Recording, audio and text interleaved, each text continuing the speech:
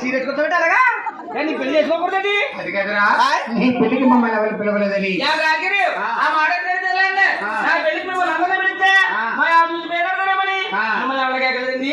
మీ ఆవిడ ఎలా ఉంటుందండి? ఎలా ఉంటదంటారా? ఎంత బాగా అడుగుతున్నాడు మహానుభావుడు. అయ్యో అయ్యో రాజాలు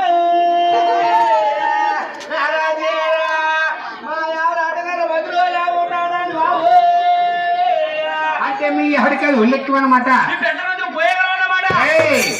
అది మీ ఆవిడకి అది ఉల్లెక్కువా? కాదా పోతా కదండి బాబు. పొద్దున్న అమ్మగారు దొడ్డడికి వెళ్ళి పెద్దలు పెద్దరెట్టినది రాజారు దాని పైన గిర్రా గిర్రా గిర్రా గిర్రా గిర్రా తిరుగుతాడండి. రాజారు రుబురోళ్ళ మాయావుడు పత్రం మీద కర్లా నేనున్నానండి బాబు. అంటే అటువంటి అమ్మాయిని పెళ్లి చేశారనమాట. పెళ్లి చేసిన 3 నెలల 15 రోజులకి అదేదో వచ్చేసిందండి. ఏమొచ్చింది? అదే భోగుల పండుగ. సంక్రాంతి పండుగ వచ్చింది. సంక్రాంతి పండుగ అండి. సంక్రాంతి పండుగ వచ్చిందండి. పండగ మా బావగారు బయటకు వచ్చి అల్లుడు గారు పండుగ వచ్చేసింది పండగ రండి ఇందులో పప్పులు అన్నాడండి. అన్నాడు. అనగానే మా ఆవిడ తీసుకుని మా అత్తరింటికి వెళ్ళిపోయాడు. మీ అత్తోటికి వెళ్ళిపోయావు.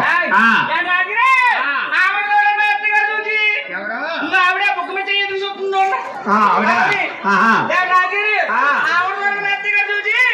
అల్లుడు గారు అమ్మాయి గారు చెప్తారని గబగబా ఇంటి దగ్గర పోయి చెబుతా నేను చెప్తున్నాండి. రెడ్డి ఎలా వస్తున్నారా మా అత్తయ్య గారు ఎలా వస్తున్నారండి?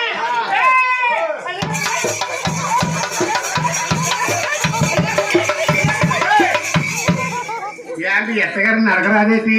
బాబాయ్ రాజుగారు మా అత్తయ్య గారికి నరకరాబోతం కాదండి. మా అత్తయ్య గారికి ఎనకాలు కొరసా ఎప్పుడైతే చెమ్మెచ్చి ఎదురు పెట్టారు.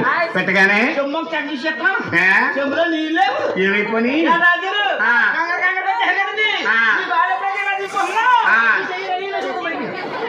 అంటే నీళ్ళన్నీ కూడా మిత్రతానం చేశారు. మరి చెంబులో నీళ్ళు లేకపోతే ఏం చేసేవరా? ఇది అత్తగారు పొరుగుపోతని చెప్పి కాలు కడుతున్నట్టుగా. అప్పుడు మీ అత్తయ్య గారు ఏమనుకుంది? మా అత్తగారు ఏమన్నారా?